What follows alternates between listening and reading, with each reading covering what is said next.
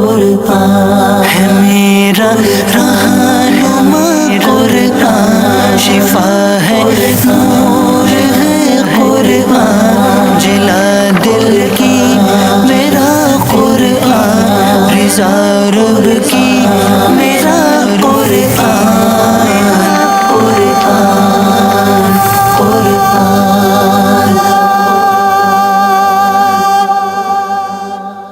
الحمدللہ رب العالمین والصلاة والسلام علی سید المرسلین، اما بعد فاعوذ باللہ من الشیطان الرجیم، بسم اللہ الرحمن الرحیم۔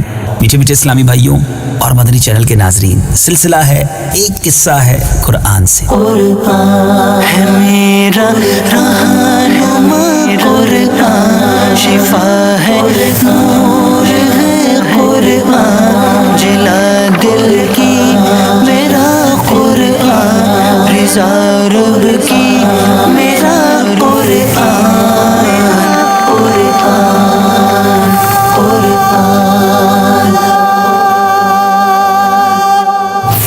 تیار ہو جائیے، مختصر سے وقت میں ایک بڑے ہی پیارے قرآنی واقعے کو سننا بھی ہے، سمجھنا بھی ہے اور اس سے کچھ سیکھنا بھی ہے۔ آج بات ہوگی ایک بڑے ہی عجیب و غریب مگر مقدس پتھر کی۔ جی ہاں، اس پتھر کا، اس مقام کا دیدار آپ آج بھی کر سکتے ہیں۔ ایک عظیم معجزے کو اپنی آنکھوں سے آپ آج بھی دیکھ سکتے ہیں۔ آپ حیران ہو رہے ہوں گے کس مقام اور کس پتھر کی بات ہو رہی ہے۔ جی ہاں، اس کا نام ہے مقام ابراہیم۔ یہ ایک مقدس پتھر ہے جو کعبہ معظمہ سے چند گز کی دوری پر رکھا ہوا ہے۔ یہ وہی پتھر ہے کہ جب حضرت ابراہیم علیہ السلام مکہ مکرمہ میں کعبہ مشرفہ کی تعمیر فرما رہے تھے تو جب دیواریں سر سے اونچی ہو گئی تو اسی پتھر پر کھڑے ہو کر آپ نے کعبہ معظمہ کی دیواروں کو مکمل فرمایا۔ یہ آپ کا معجزہ تھا کہ یہ پتھر موم کی طرح نرم ہو گیا اور آپ کے دونوں مقدس قدموں کا اس پتھر پر بہت گہرا نشان پڑ گیا۔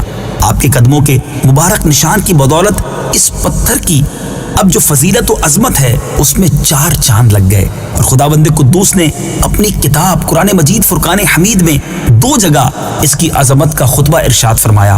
ایک جگہ تو یہ ارشاد فرمایا، فیہ آیات بینات مقام ابراہیم۔ ترجمہ، اس میں کھلی نشانیاں ہیں، ابراہیم کے کھڑے ہونے کی جگہ ہے، اور ان نشانیوں میں سے ایک بڑی نشانی مقام ابراہیم ہے۔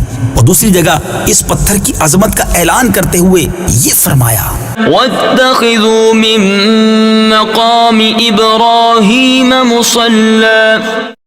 ترجمہ، اور اے مسلمانوں، تم ابراہیم کے کھڑے ہونے کی جگہ کو نماز کا مقام بناؤ۔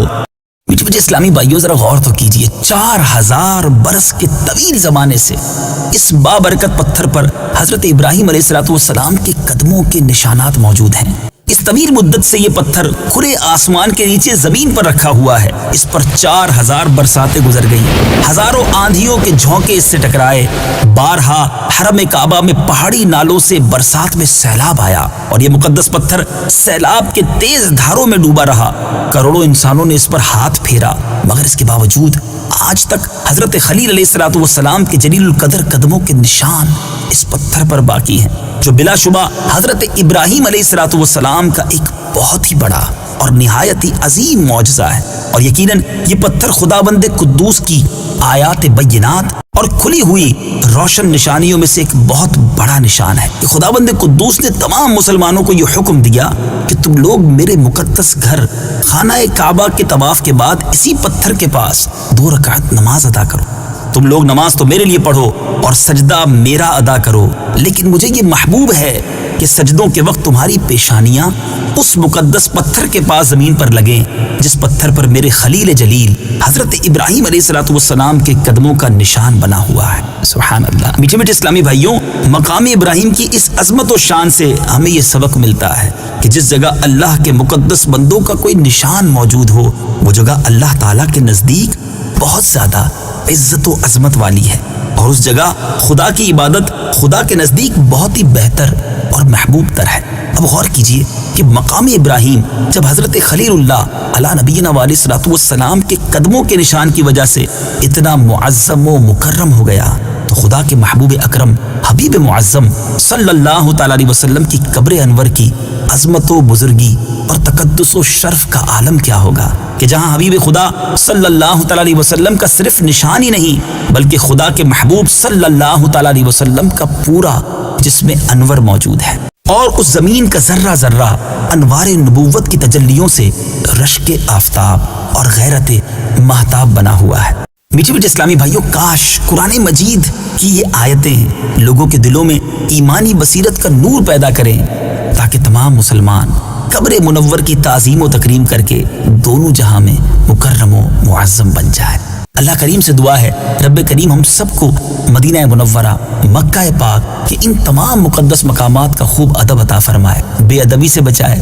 انشاءاللہ عز و جل اگلے سلسلے میں ایک اور قرآنی قصہ لے کر حاضر ہوں گے۔ اللہ تبارک و تعالی ہم سب کو فیضان قرآن خوب نصیب فرمائے۔ مدنی چینل دیکھتے رہیے، رب کریم سے دعا کرتے ہیں رب کریم ہمیں قرآن پاک سے سچی محبت عطا فرمائے۔ صلو علی الحبیب صلی اللہ تعالی علی محمد صلی اللہ علیہ وسلم۔ قرآن